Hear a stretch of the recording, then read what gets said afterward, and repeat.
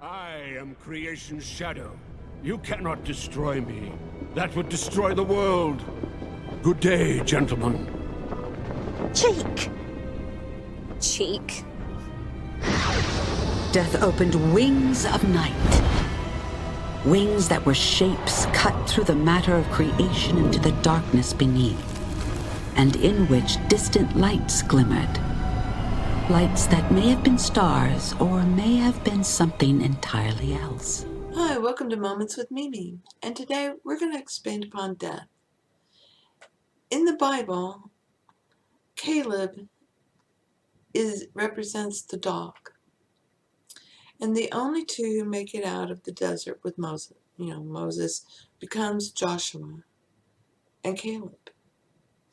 Those two get to cross into the land of honey. And Caleb is your faithful companion. Caleb means dog. Caleb loves you unconditionally and follows you anywhere and everywhere. And this is the beauty of what we call pets. When we love our pets, and you see it on YouTube, people are in love with their pets. They love their pets, but they don't understand unconditional love. They think unconditional love is just allowing your pet to do whatever and still love them. No, unconditional love is attention. And this is what the dog whisperer was teaching you. Give them the right attention and give them no attention when they're doing something you don't want. And the dog teaches you how you can get into the task of the dog teaching you how to live life. This is how you live life. Caleb, the dog, you have love and patience. You say, when he tries to pull you, and you make him sit and wait. And then you step forward and he follows. And when he tries to get ahead of you and pull you, you go, It's the same thing in your world. You're doing this task. The dog has taught you what you need to do, just the same as, in the Shaolin movie where the cook used his talents of making noodles to beat at the bad guys. Same thing, doing something else. The dog is teaching you how to live life. How it is. We all watch you. We all follow you. We all do what you say. We'll be the way you want us to be. We'll be just how you imagine us to be. We'll be exactly what you think. And I will love you the whole way. I don't care if you want to make me a monster or not. I will love you. I'll be your monster. I don't care if you want to make me into the love of your life. I will be the love of your life. I don't care. And then comes one, who looks like a monster, but is no monster and has been treated like one. But then they found you, and you lifted them up, and the two of you danced together, and then the time of death comes. And it's all in how you look at it. Once a dog, always a dog. Once a human, always a human. Once a flower, always a flower. And the flower dies here, but it lifts and raises itself up somewhere else. It's playing its part. It's playing its role. The dog has died, but the dog is a part of you, and the two of you are evolving as one. This is true of all your pets, whether it's a dog, a cat, a fish, it doesn't matter. It doesn't matter. They all watch you. They all follow you. But I use the dog because Caleb represents the dog, and most people understand about having a dog or a cat. And a dog is just like your entire world. Loves you, following you, watching you, whatever you say, as you wish. Oh yeah, baby. Am I the best bad boy you ever saw? Am I the best bad boy? You know, you're the best. You know, and it doesn't matter what they look like. It doesn't matter, you know, anything. If they're big or small or fat, or you love them. You love them. You love them to bits. You love them with all your heart. And that vibrates up. And you get in the groove with your dog. You perform tasks with your dog. You take them for walks. You train your dog, and it's the same. You're training your mind at the same time, and your dog is such a gift giver. It's the only one that made it through with you. So just as you evolve and you step from body to body, so does a dog.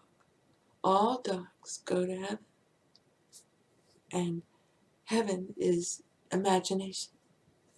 And you, whether you realize it or not, imagined that love that you found that you thought you would never find, you know, and you found it in this dog. And it's not just a pet, and it's not just in anything, and that's true for all things. You know, people might laugh because you love on your Bentley, but it's your Bentley. You love it. You know, it's the same with your dog. It's the same with your spouse. It's the same with your children. It's the same with your world. You love it. You love it. You love being with it. It makes you happy. It loves you and you love it. That's what it's all about. Loving. You know, you love yourself. When you're with your dog, everything else melts away in this pure love. And that's what divine love is a dog. It's a dog. Okay? It's pure love. This body is pure love. This human being is pure love. Okay? But the human being has consciousness and imagination instead of just love. Everything else is just love. It's not conscious of being. You are. It only knows you're magnificent because you love him. You give him your attention. He lives because of you. He loves you. And he's coming right back to you. You know, the dog evolves. I had a dachshund when I was young, and then a poodle. And I learned something from each dog. And, you know, then I went to Stratfordshire Terrier, and now I have a pit bull. And I love it. I love my pit bull. He's my baby. He's just a teddy bear. You know, and he's been a beloved family dog in America, you know, forever. And only, you know, when countries started saying, oh, he ain't no good, did some places say he ain't no good. But that was just a few who were, you know, being objective men and not loving on the dog the way they really should, but it was their world and their life, and they paid for it. It's still you. The dog, the cat, the fish, it's you. And it's something that you loved about yourself. And it's the pure love. It's the pure love. And there's just nothing like that, especially in an animal that has been abused, because they've only seen the dark side, and that animal comes into your life and you bring it the light and the love, and everything heals. Everything heals, including believing that others could abuse such an animal, such a precious baby. Everything's your baby. You know, everything. My dog, my husband, you know, Trump, My car, my house, it's my baby. It's my thought. It's what I'm aware of. And just nothing like pure, unadulterated love that you get from children and dogs and, cats and animals. So death is part of the story, but there's no death, and you can go in your imagination and visit with your dog. That's what will help you feel better. But they've moved on to a new doggy body, and they're making their way to spread that love, and they're coming right back at you, or they're giving that love out to someone else in your world that needs it, that it was time for them to leave you and for you to get a new companion. Maybe it's a special person, maybe it's a dog, maybe it's both, who knows? But it's time for you to move forward. And with each dog or cat or human or whatever death in your life, it's time to reflect and know that they're back in the story in another body, living that life, and coming to terms with being a human being. And this is seeing it subjectively, and it's the only way to really see anything. And I really can't tell you how comforting it is, and the Irish have wakes, and they get drunk and tell stories. And they go in their imaginations and tell stories. We're all getting drunk, we're telling the great story, telling the great deeds. The Vikings, we tell the great deeds. In Japan, they were white. We tell of the good deeds. You're to reflect on the great messages and gifts they brought, and be giving them love on their journey forward. And that's what this is about.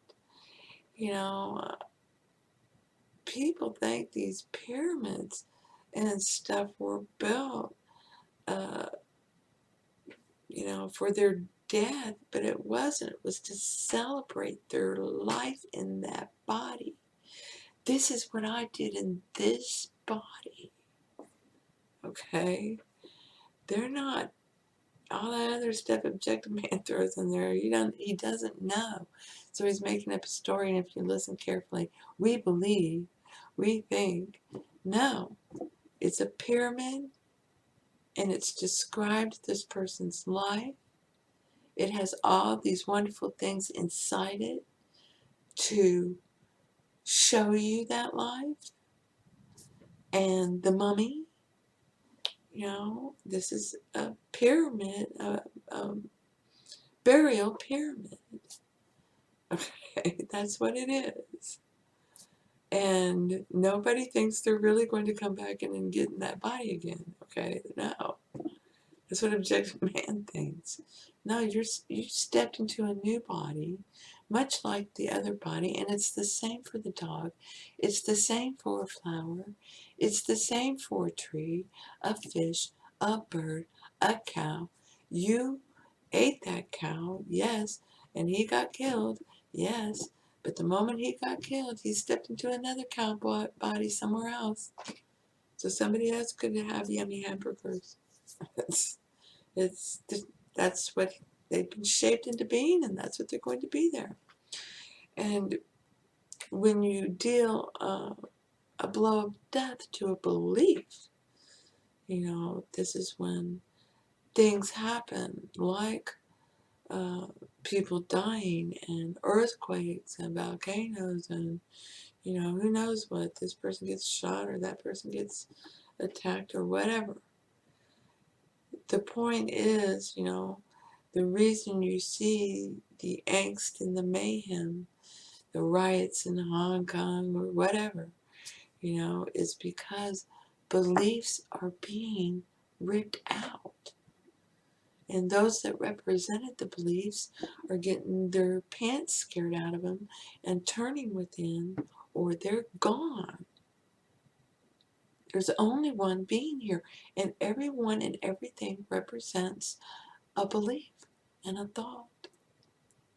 And when a belief or a thought gets ripped out and you don't change, you die.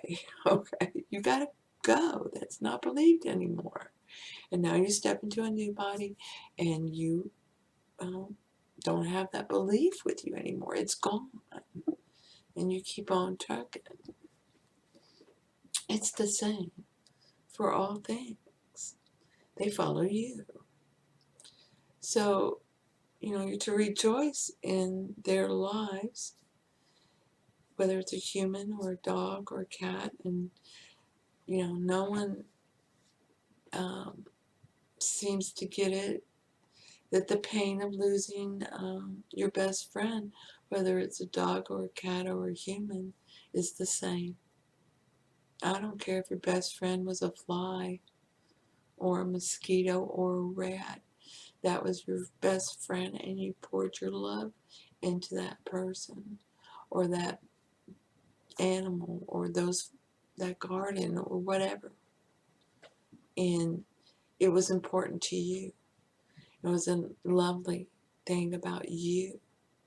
It represents the best of you to you in many ways.